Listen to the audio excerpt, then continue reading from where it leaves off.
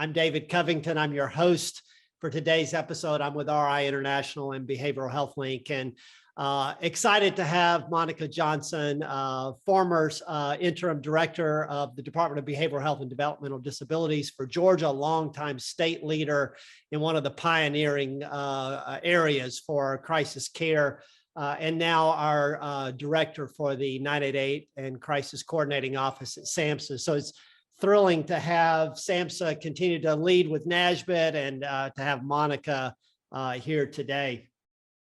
Talk.crisisnow.com is your home for this jam. And with today's episode, we'll be posting our 100th YouTube video. It's episode 135. 988 turns 1. You can get the Zoom link. We'll talk about the calendar item in a moment, and all of the materials from recent episodes, including the PowerPoints and trivia questions, all at talk.crisisnow.com. And last week's terrific episode, Olivia Stein and Steve Hammerdinger, relative to working with deaf communities. Many of you found your Crisis Jam calendar invite disappear, and it's happened routinely. We're trying to work on a fix that gets us past the Zoom requirement to redo that every 6 months. But essentially, Crisis Jam is every Wednesday. We're going to come back to that as well in a moment in our over-under question and trivia question.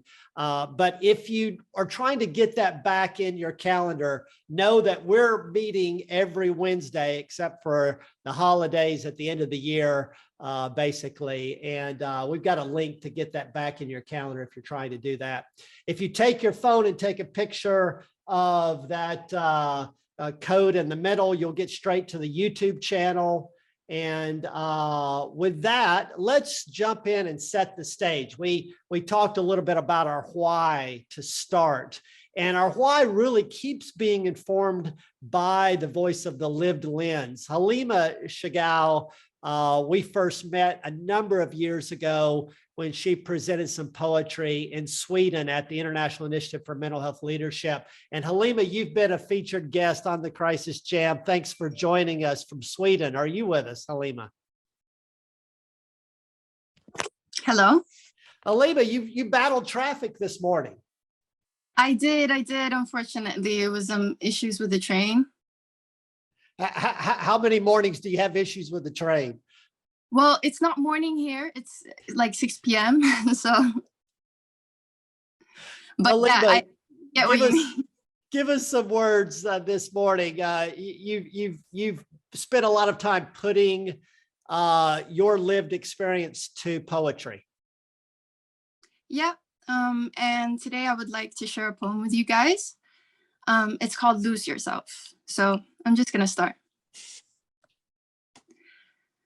The worst part is when you lose yourself, and then you lose your sense of self, and then you create another person because someone needs to host your body. Someone needs to reply to the cashier, and someone needs to continue your errands. But then that someone also takes care of all your affairs. I don't trust her because I don't know her. And she's in charge of my body, a body that she doesn't know.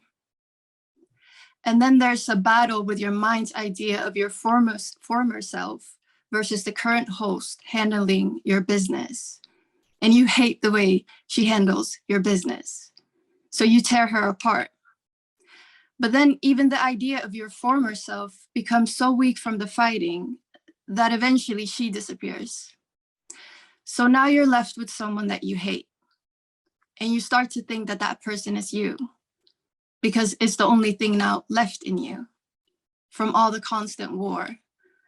I'm so tired of being at war. And now I don't even know who's left to fight, but I'm still left with an angry fear. So I look to fight externally. And to be fair, it feels slightly better when you think that the threat comes from outside. I guess you can see that coming. I just feel disappointed in all my former friends, the ones that did injustice. How could you? But I'm also smart enough to realize you can't control them. Maybe you just can't fight what's beyond your control. but I'm still left with an angry fear. So I look to fight internally. And to be fair, it feels slightly better when the threat comes from inside. And even though I'm tired beyond the meaning, depressed beyond depression, I would continue fighting for something inside instead of just fighting my insides if I knew who I was fighting for. The worst part is when you lose all parts of self. A true war is running down a road to get somewhere. I've been running on a treadmill.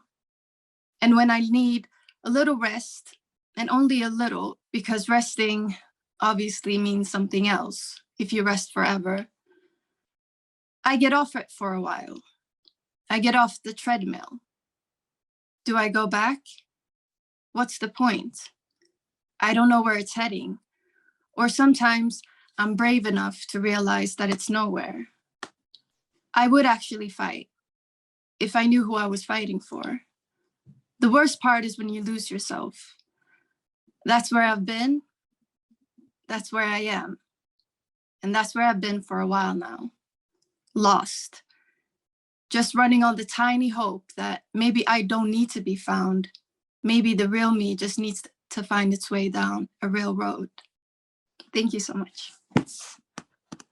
Thank you, Halima, and for again sharing with us. Halima, you talked a lot in your poetry today about fighting and finding a way forward and finding that hope. What does putting your words to poetry do to help your journey? I think it's because with poetry, it doesn't really have any rules. Like, it's not like sort of classic literature. And I think that's why I fell in love with it, because I think when you're going through a lot, especially mentally, it's so difficult to paint this picture that's just, you know, straightforward. And I think poetry just gives me that, and you're able to just write cluster into beautiful words, if that makes sense. I don't know. Thank you so much for taking the time to join us again. Great to see you. Thank you very much. And for setting the tone for today's Crisis Jam. We're going to start from that amazing foundation into our regular trivia question.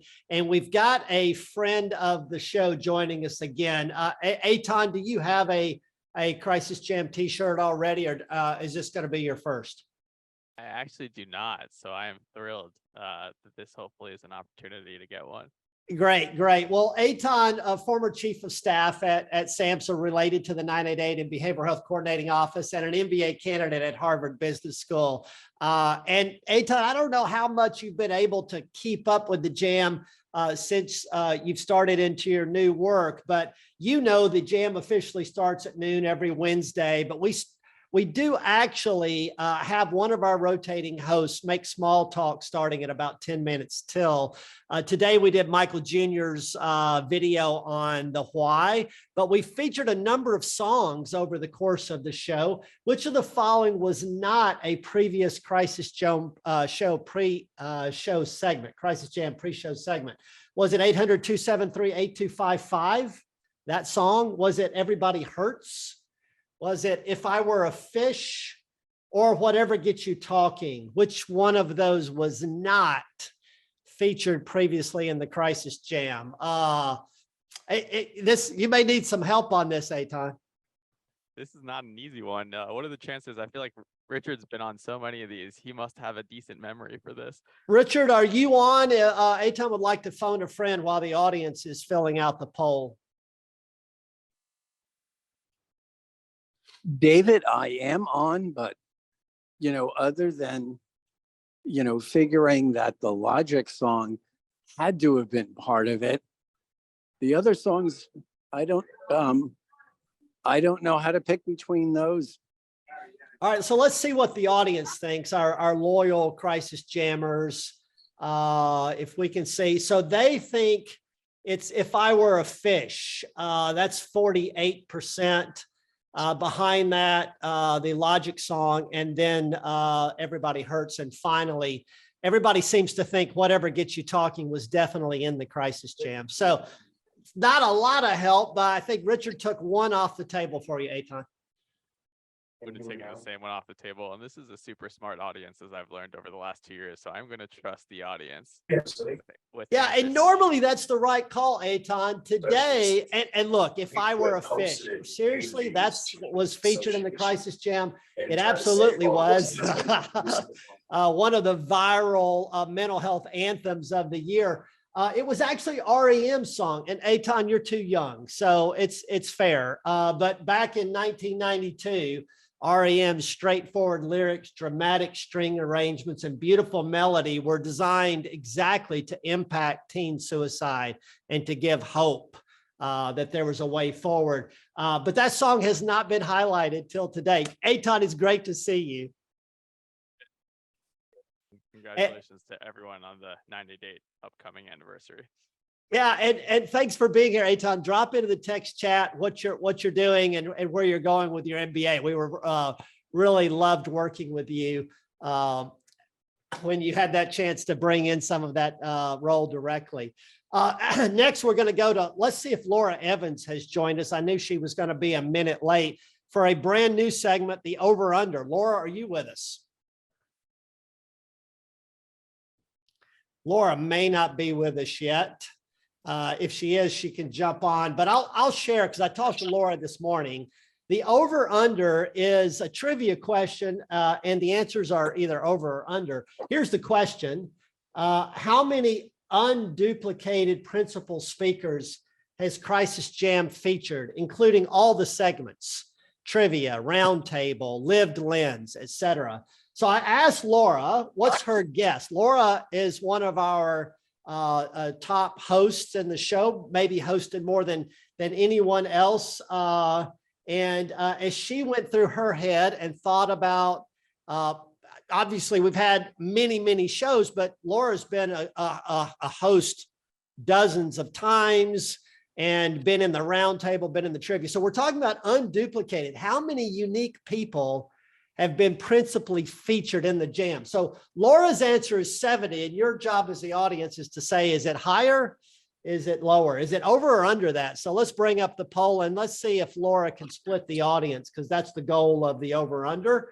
So everybody pick, is it more or less than 70 that have been in the Crisis Jam now with our 135th episode? Now, Richard McKeon, Richard, you've been in all of the segments, you've been in 30 or 40 of those over the course of years. But how many unique people? All right, so let's see what the audience says. See if we can get the results. Okay, so 80% say it's over that and 20% say it's under. So let's do the math on it. We've had 141 unique speakers giving the feature alone, another 118 in the roundtable, 92 that Stephanie's talked to with Crisis Talk, 74 have been involved in the trivia, and 32 have given us a lived lens. That doesn't include the Medicaid corner and the strong talk and data corner and NASMHPD updates and a host of others.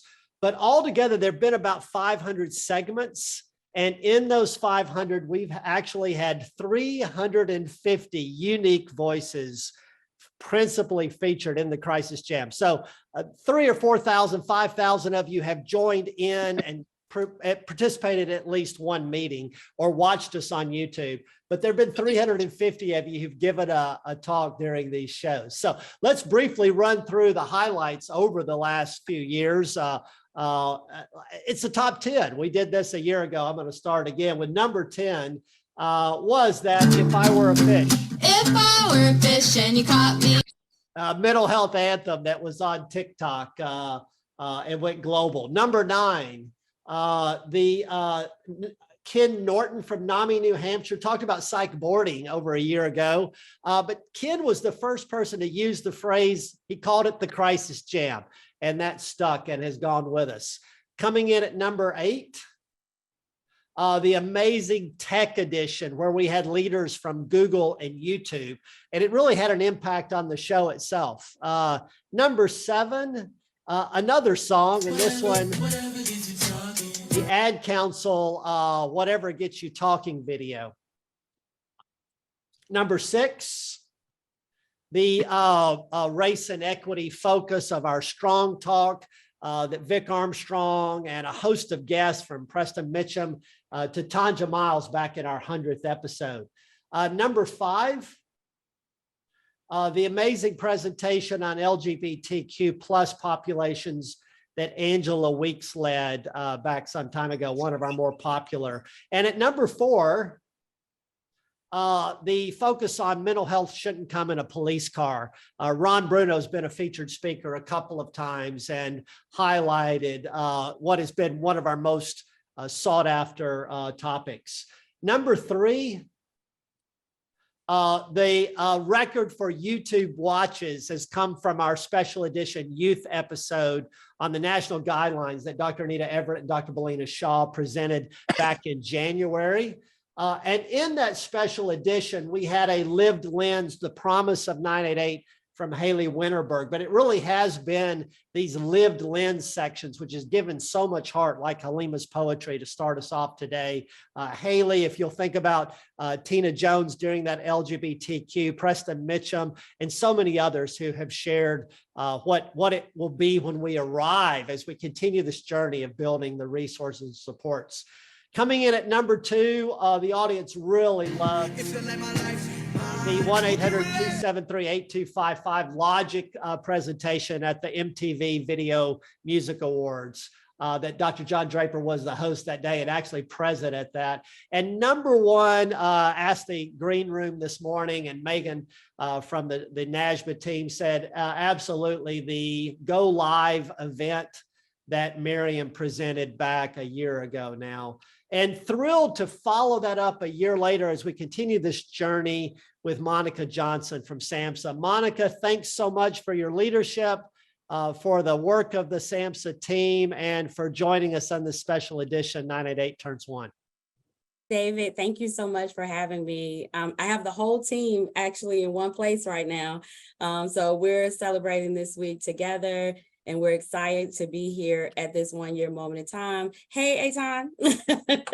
I don't know if you can see me, but I can see you. So I'm happy to be here. I have a slide deck. For those of you that know me, know that I'm going to stick to it as best as I can, but I'm going to have other stuff to say. I'm mindful of the time, so I want to jump right in with you all. As I think about my 1 year reflection, and kind of here is the agenda too, by the way, for those that are a little bit more structured, we're going to talk about 1 year reflections, 988 Lifeline Future opportunities, the crisis continuum, and 988 marketing. So I'm going to do that at a very high level with you all today. Happy to come back anytime that David taps my shoulder to do so. But as we go back one slide, go back for me 1 second. I do want to spend a second with just some personal 1 year reflection remarks, because as I've thought about this, we are at basically in a couple of days, we'll be at 12 months, 1 year. I split the baby. So 6 months of this 12 months, the first 6 months, I was in the state of Georgia, I was working with a team, helping to lead the implementation and the rollout of 988 in that state. Then 6 months, the latter 6 months of this 12 months, 1 year period, I've been here. And so I've had this very unique perspective from what it looked like to do this at a state level, what it looked like to do this at a federal lens, and it's fascinating. So I keep with me those learnings and the importance of staying connected to the why. And so thank you, Halima, for keeping us grounded in that space today with your poetry. But I think it's so important that we always remember our why. And so as I reflect upon this work, I remember, or what stands out most to me, is that I am positive, and I say this often, but it's because I'm very confident that in no other moment in time has this country been talking about behavioral health, crisis services, access, equity to those services, all of the above, in this way. And so I want to just thank all of you all here that can hear my voice or see my face, because you're leading in this space. You are providing your expertise. You are being resilient in moments where it may feel frustrating, but at this moment in time, I just want to reflect on how remarkable where we are now. And because of the work that you all are doing, that we're doing as a shared big old team, we are advancing the way we talk about behavioral health as a whole by way of talking about what is the experience for individuals that are experiencing any type of crisis, whether it is thoughts of suicide, other mental health issues, substance use disorders, whatever it may be, that we're talking about this in a way that is normalizing this conversation. And we are saying that no matter where you are in need of, that you should be treated with the dignity and respect that we all deserve. And so with that, I now want to go to the more formalized slides. So yay, year one. All right. So just a little bit about, just a little reminder, I'm not going to read through this slide. You guys will have access to this deck, but just a reminder about kind of why we got here and what was the state of affairs leading up into the rollout of our 988 rollout. So you'll see the data here. This should be well known to individuals on this audience, but we were obviously in need of some support in this country and in our territories. The need for ongoing crisis care services, as well as other services on the behavioral health crisis continuum, have risen, and we know that. And that's been happening since before the pandemic, and it has increased, continued to do so after. Next slide. The other thing that makes this moment in time that is unprecedented is the amount of funding that has been invested into this system to be able to do this work that we're talking about now.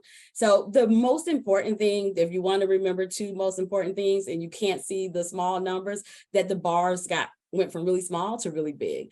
The investment that we currently have under the Biden administration has been a little under $1 billion.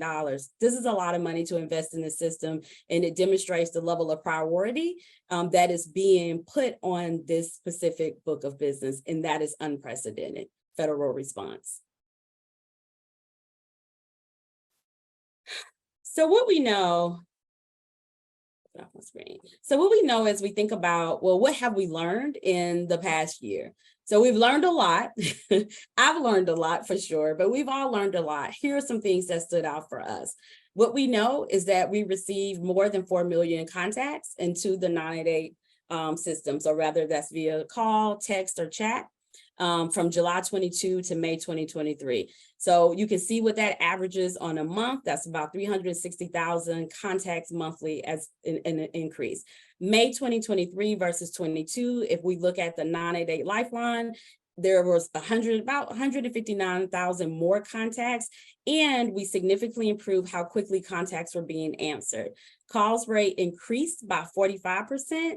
Chats increased by 52%, and texting increased by 938%. During that same time frame, there was a significant improvement of how quickly calls were being answered. We went from 2 minutes to 20 seconds to 35 seconds nationally. Next slide.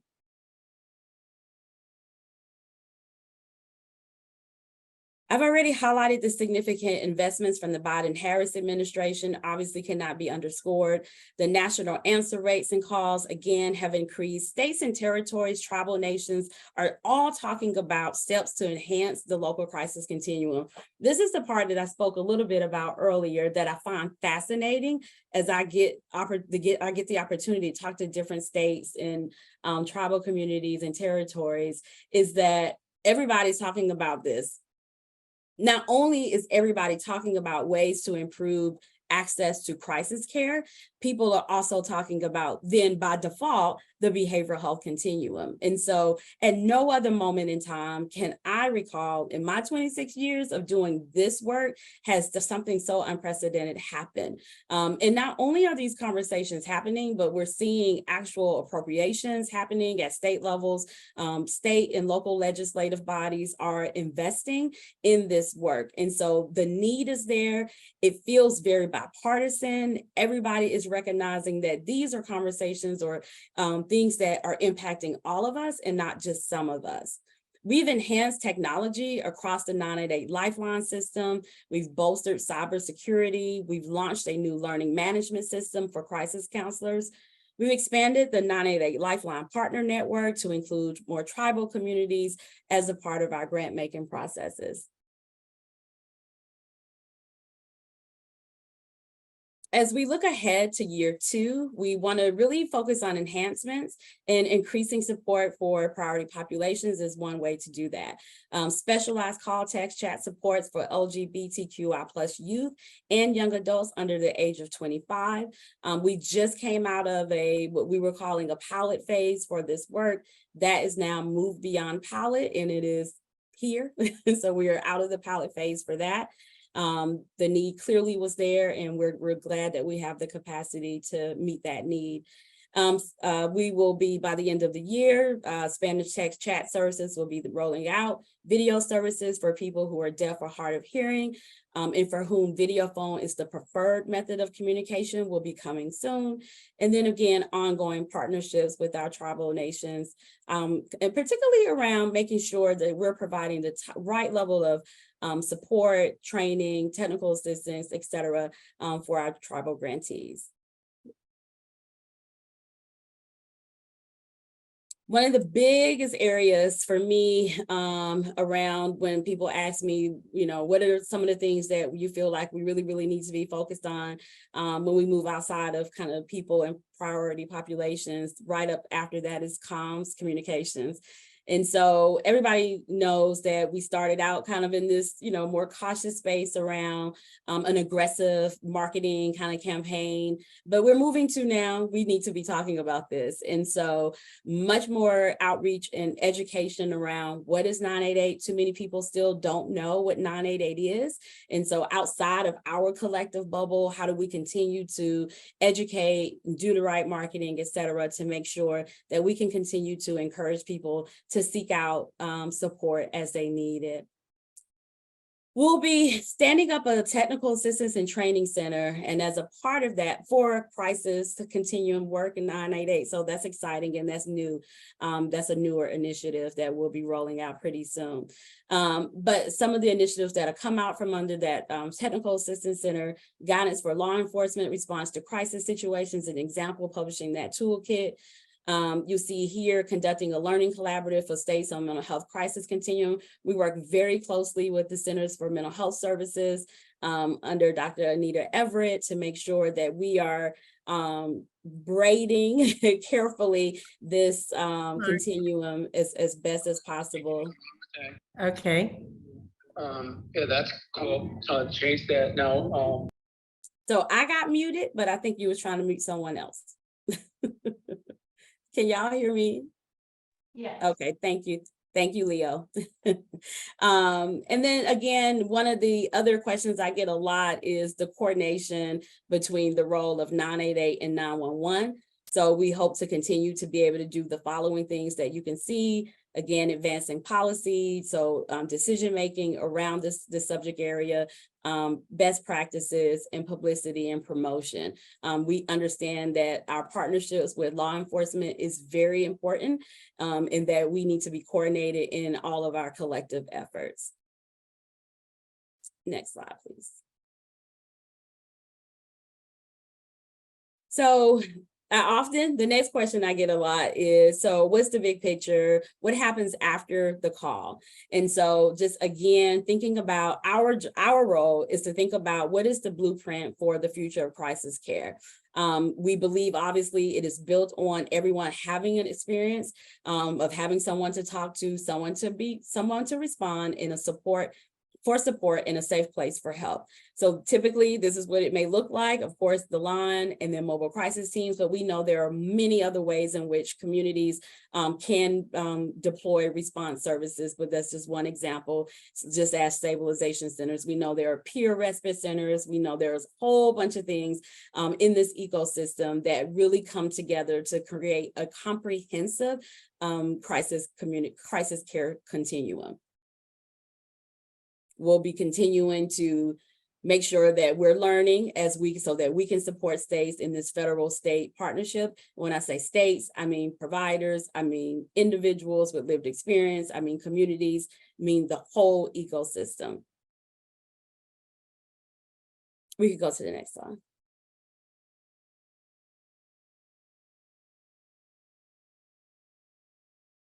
Here's a visual of what I just said. It takes all of us. So we will continue to do the all of us work.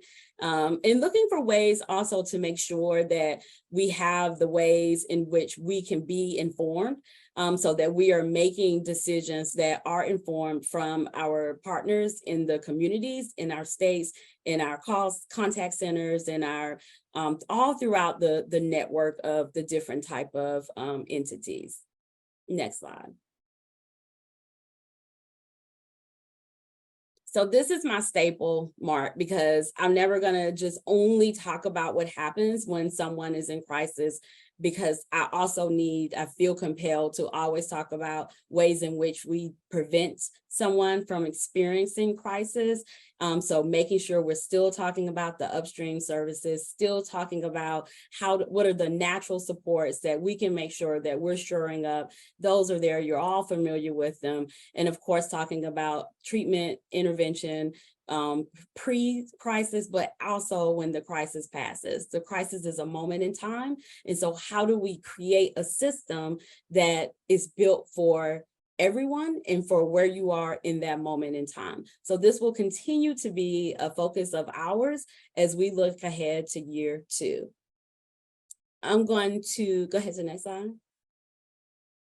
I'm going to leave you with some information. It may be new for some people. Some people may not be new, but we always want to make sure we have the opportunity for you all to know how you can get materials. And so you'll see the resources here. Please stay connected to our partner toolkit. Our performance metrics are published. They're available. The hyperlinks are here. Anything, jobs, how to get connected to contact centers that may, all of that is here. So we want to continue to lift these up. The next couple of slides are related to communications. And so you all will have this deck, and I'm mindful of time. So I just want to end with making sure that you all make sure to stay connected to those links so that you can get the materials and help us continue to spread the word. With that, David, I'll turn it back over to you. Monica, thank you so much for your ongoing leadership and the passion you bring to this work. Monica, say just a little bit about the SAMHSA road trips. You and the team are out there. You've been to Georgia, you've been to Austin. I'm not even sure where else you're going as you celebrate the first year and look to the future. Talk a little bit about the road show. Yeah, so I like to be outside. And so the way I learn is from talking to people and understanding the experiences that different states, different communities, different counties, different cities are having. And so as we led up to the 1-year anniversary, we kicked off our 988 Road Show. And so it started out as a celebration leading up to the celebration, but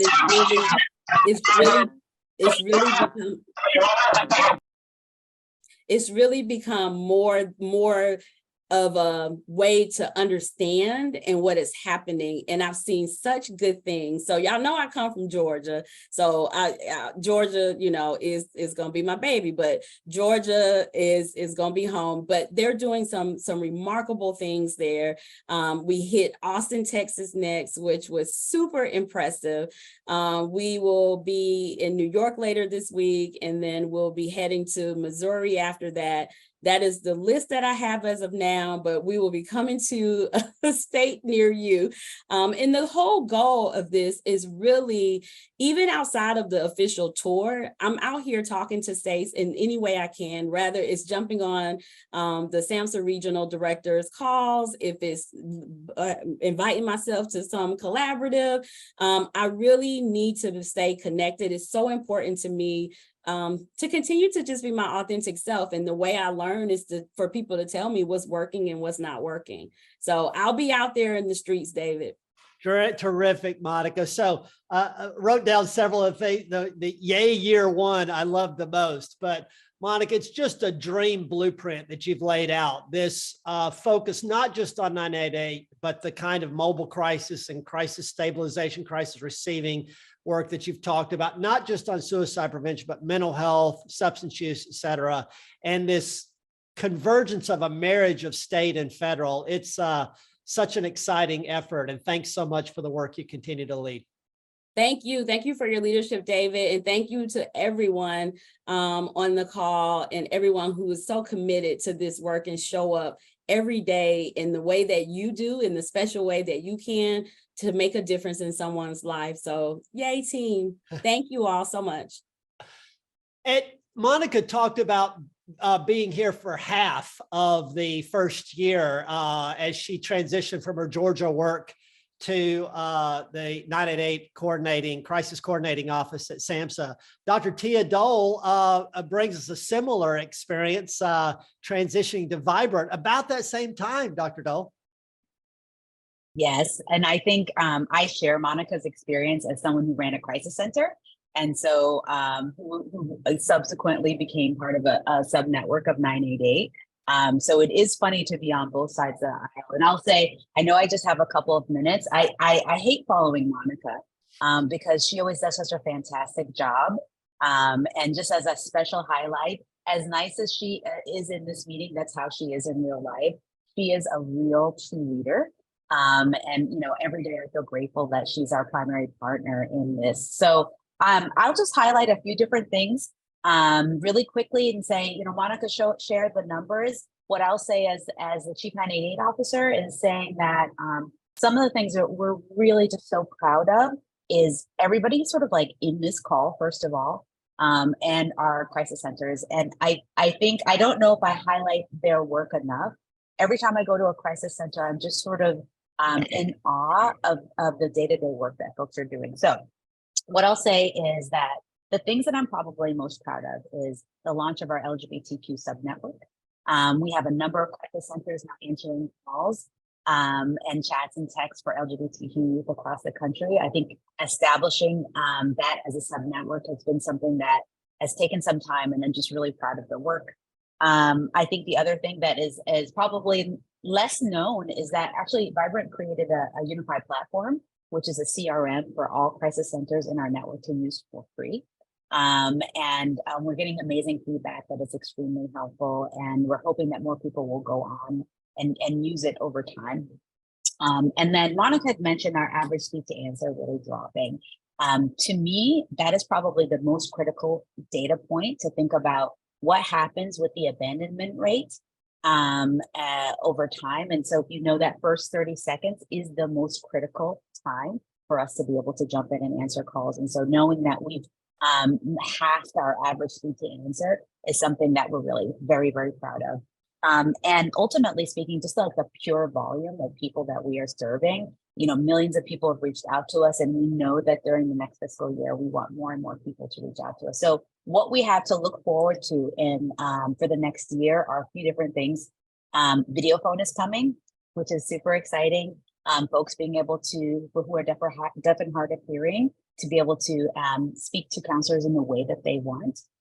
Our Spanish sub-network is also coming very soon, meaning that folks can chat and text in Spanish. Right now, they can speak on the phone, but they'll be able to chat and text. And then we have a fall campaign coming, which I'm like super excited about. One thing that we knew is that when we launched 988, we couldn't just like launch it and have this incredible volume, but no, we have this network that we've developed, and we're really excited about being able to let folks in this country know that we're here for them, and we're here to answer calls. And ultimately speaking, a lot of our online resources for our centers, and we actually have now trainings in Spanish that are available. So that's exciting for us. And just thank you, David, for inviting me to come and speak very briefly. Just really a lot of gratitude. I know everybody here is in the crisis continuum, and it's just exciting for us to just see the leveling of engagement around suicide. And I talk about suicide all the time. Just knowing that I feel directionally the country is really heading in the right place. So thank you. And thank you for your leadership and the work of the entire Vibrant team, for Kim and everyone who's there, Laura, et cetera. But the reliability of being able to call and get an answer, the work that you've done and the focus that you just brought to that, Dr. Dole, just terrific. And you referenced the bedrock of the crisis centers that are answering 988 text calls and chats. What is the number of that network right now? How many centers is that? We're at about 210. We hope to add probably 30 more over the next 18 months because we will need them to meet the volume. And this is where Monica was talking about, the financial investment that SAMHSA has made is unprecedented in mental health. So yeah, that's where we're at. Terrific. Thank you so much. And you'll hear a lot more. Normally we have a crisis talk come out on Tuesday, but this one's actually, I think there may have been some embargoed information, Dr. Dole. It's being released tomorrow. So look for a crisis talk. The newsletter will come out, and a quick tease here. It's not live on the website yet, but I believe it will be up tomorrow. So thanks so much for so Dr. Dole, we'll move on now. And we're following a little bit the format from last year. We had Cactus Marketing and some of the terrific work out of Colorado in last year's Go Live event. This year we've got Heath Hayes back, and you'll remember the Oklahoma team did this amazing Super Bowl commercial around 988 that featured Kristen Chenoweth. And so we asked Heath to come back and give an update. Heath, what's going on with your work in Oklahoma? Thank you so much. I appreciate being able to kind of share some of the strategy around our advertising and communication and marketing efforts, because what good is a robust system that saves lives if nobody knows about it? And so what we've really focused on is leaning into the lived experience of people and using that story to help normalize help-seeking behavior. And what we've been working on this last mental health awareness month is using a local artist, a local musician, to help enhance the message of what 988 has to offer. And our target demographic is more of a young adult demographic that we're trying to reach. So through using this music to help spread the awareness about 988, we created a music video, essentially. So throughout the month of May, we received over 284 pieces of art that were we put together and featured in a new public service announcement featuring an Oklahoma artist named Mothika. Students of all ages were asked to respond to a prompt, draw what mental health means to you. And we engaged a lot of different communities, a lot of different audiences, local YMCAs, festivals, art events, just local places where we could really have these conversations with folks. And so out of all of that engagement, we received a lot of feedback, a lot of pieces of art, and the PSA uses 133 of these drawings, representing the average number of Oklahomans that call 988 daily. And so with that, I'd like to show and debut this music video for you all so that you can see the final product. Heath, wow. We're talking about that REM song, which is like a classic. This is, and the visuals, you guys are doing some amazing work. Thank you. I really appreciate it. And again, the song is about Mothika's lived experience with a suicide attempt when she was 15, and it goes into a little bit more. But yes, there's been so much positive feedback about it. And we really, again, our whole strategy is really centered around lived experience and leveraging social media influencers and influencers that speak to local communities across the state. So we do a multi-tiered strategy with this, from micro influencers to macro influencers. I encourage you to check out some of our social media so you can see real live stories of real Oklahomans talking about their own stories and how 988 plays into that as a resource to help. And some of our upcoming macro influencer examples are Miss Oklahoma, who is on the campaign to share her own lived experience, but also achieve the Miss America title. Local furniture restoration person who has this following that's unique, that we just tap into his demographic to be able to spread the awareness of 988. And then the biggest thing that we've got going on this year is secured an NIH deal with both quarterbacks of the state universities that represent lots of the entire state's interests, OU and OSU. And for the last Bedlam game between those two organizations, will be sponsored by our 988 Lifeline. So it's really exciting, again, using their lived experience to help kind of bring awareness to their audience, and then again of the whole state. Heath, wow, terrific work. You know, I'm always concerned that we use too much inside baseball and don't speak with messages to the broader swath of society, and you just keep hitting it out of the park. So keep coming back to Crisis Jam and let us know what you guys are doing in Oklahoma. Thank you. So with that, let's give some kudos to the amazing leadership. And there've been a host of folks involved, Senator Orrin Hatch and others. But we wouldn't be here today without the work of U.S. Congressman Chris Stewart of bringing 988 forward. And I'd like to ask Representative Steve Ellison from Utah to help us celebrate the work of Congressman Chris Stewart. Thank you, David. Back in 2017, myself and Senator Dan Thatcher, tried to get a digit number in Utah. And unfortunately, or fortunately, we failed. And so we turned our sights higher, and working with Senator Hatch and Congressman Chris Stewart, Chris introduced in 2017 the National Suicide Hotline Improvement Act of 2019, which of course gave the FCC a year to come up with a 3-digit number. And then in 2020, Chris introduced the National Suicide Hotline Designation Act in the House that was later signed into law.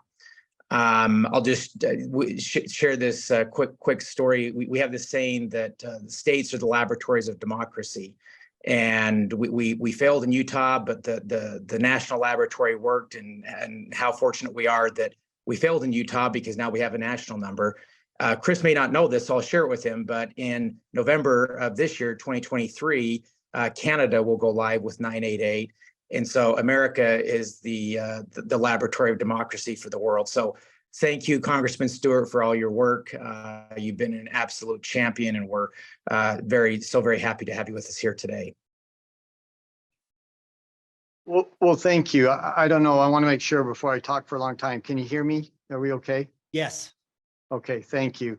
Well, look, what an honor to be with you. And you said you're here to honor the work that I've done. Oh my gosh, that's just simply not true. This is a collaborative effort from many, many people, including Steve. Thank you. The work that you and Senator Thatcher did, initially working with me as we kind of envisioned this whole effort. But everyone else on this call, I mean, you all are doing God's work. And if we can facilitate that, and I think 988 clearly does, I mean, we're honored to be associated and working with you. As a member of Congress, when I came, I did not know, I had no idea at all that I'd be involved with emotional health and suicide prevention. But a couple of things. One is I'm a veteran. I come from a family of veterans, 3 generations of people who have served in the military, and a lot of close friends who I realized some of them were struggling. And the suicide rate among our veterans is one of the primary interests that I had. But then another more personal example is I had a friend back home whose 16-year-old daughter called a helpline. She made the effort to find the number, and you know, it wasn't easy to do at the time. This is probably 6 years ago. Called the helpline and had to leave a message, and it was the last thing that she ever did. 988 will not allow that to happen any longer. And you know, it surprises me how long it took us to get this through the House and the Senate to the president's desk. It was bipartisan. We had hundreds of co-sponsors, Republicans and Democrats. Didn't cost a lot of money. Who doesn't want to support suicide prevention? Yeah, it still took us 5 years. And the reason I mention that is to indicate to you our work is not finished yet. And I know that you all know that more than I do. There's still other things that we can do and that we're working on, making sure that all of the states are facilitating their call centers, that they're adequately trained, adequately funded, to make sure that we've got transitions to overloaded call centers. There's other things that we can do, and there's other pieces of legislation that we'll be sponsoring here that will continue in this effort. So again, in my 2 minutes, I just want to thank each of you for the innovative work that we've seen, including some that's been demonstrated today, that that at the end of the day, when you go home, the work you did that day matters. And there's not everyone in the country can say that, but the work you do matters. So thank you. God bless you for that. And we look forward to if anything we can continue to do to help you, we will do that, everything that we can. So thank you to Steve and the other hosts.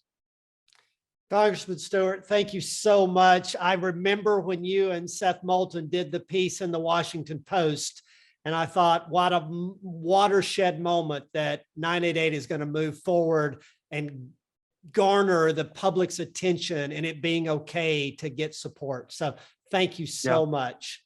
Thank you. Thank you much. Representative Ellison, you referenced that one of the focuses that Congressman Stewart brought was making sure that legislation ensured that state by state could bring the funding and support to this work. The only crisis news we'll bring today is this NIH sort of pre and post first year look at the increases in call demand costs and financing as we continue to map out state by state the fueling of resources and funding, in some states using a 911 style support for the funding of that. And with that focus from the states, let's go to Brian Hepburn. Chris Stewart has brought a tenacious approach with Seth Moulton and many others to this work. Brian Hepburn, you and your team have done the same since at least 2017, have brought this relentless, gentle pressure relentlessly applied.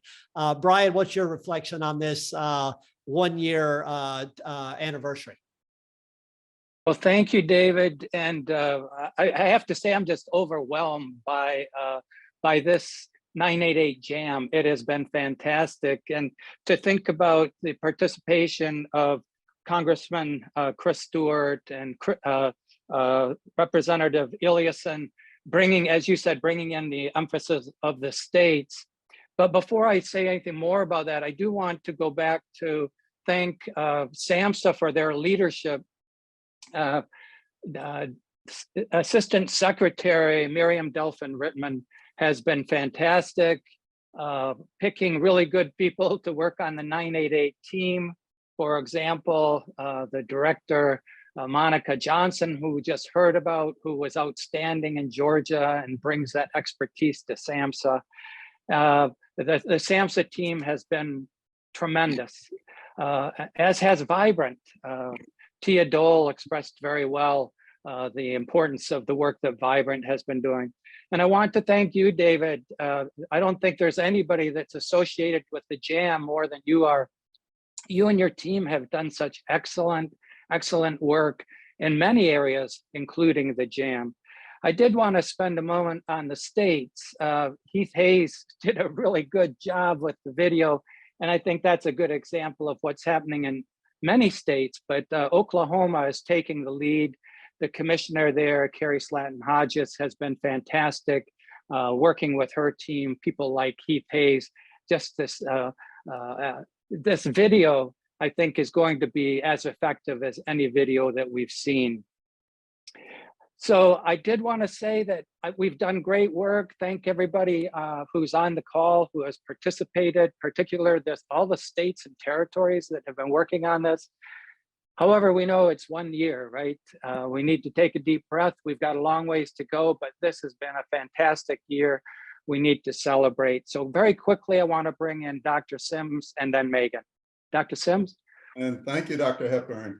I tell you, it's been a distinct honor to be on the staff of NASMHPD, focusing on addressing one of the cross-cutting issues that has been identified by Dr. Delphin-Rittman of SAMHSA, and that is really working with equity in 988. So I'm pleased to be in a position through NASMHPD to network with the states, the Pacific jurisdictions, and the District of Columbia on their ongoing efforts to address equity in their jurisdictions. I've really been encouraged by their ever increasing promotion of 988, particularly amongst communities of color and underserved populations, helping them to begin to now receive the help, the hope, and the healing that 988 provides to these very critical populations. So again, it's been an honor to continue to serve, and I'm going to pass it to our Chief of Staff, Megan Howe. Thank you so much, Dr. Sims. I am going to piggyback on so much of what's been said. The work of the states has been phenomenal. I remember the anxiety coming up on the launch and how much work has been done to implement 988. And I love what Monica Johnson talked about in terms of the next steps. LGBTQ, the Spanish line, video phone services, the tribal nation efforts, and someone to call, someone to respond, a safe place for help, and looking at the whole system, what we're calling beyond crisis, the supported employment, the supportive housing, how to keep people out of crisis, how to stabilize people post-crisis, how to prevent crisis. So excited for that vision going into the new year. Thank you. Thank you so much, Brian and Megan, and for the whole NASMHPD team. You know, one of the highlights this year has been working with SAMHSA, with NASMHPD, with Vibrant, and also this focus on Strong Talk that Vic Armstrong and our guests have brought. Vic, as you reflect on progress made and work yet ahead, talk to us about the first year of 988. As we celebrate 988 turning 1 year old, I can't help but reflect on the tremendous amount of work that is going into bringing equity to the forefront. We've convened work groups and think tanks. We brought more representation of community to the table. We've been intentional about focusing on the intersectionality of mental health and race and culture and disability and sexual orientation and gender identity. And I seldom see a convening of minds regarding mental health emergency services where equity and cultural competence are not on the agenda. Yet I still see a hesitancy on the part of historically marginalized communities to access our services, including 988. And while we may know exactly what to do when individuals access our services, we don't know what to do when they don't.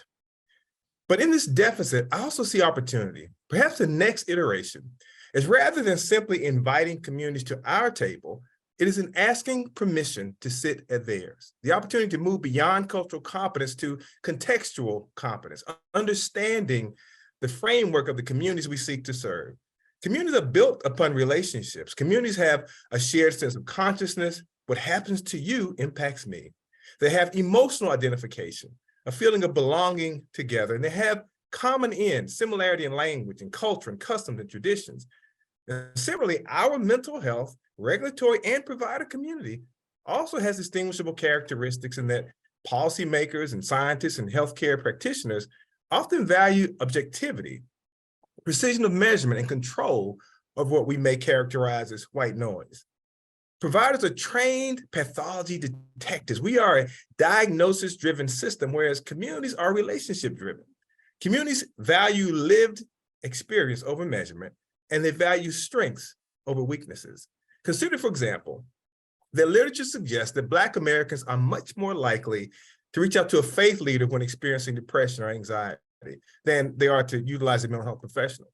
That suggests that faith-based organizations are a potential gateway to reach and mobilize the Black community, a place that traditionally has been instrumental in shaping cultural norms for help-seeking behavior. A fixture in the community that is already viewed and revered as a place of refuge and healing with a long history of being used as a community partner for community health interventions. Fixtures built upon trust and relationship exist in every community.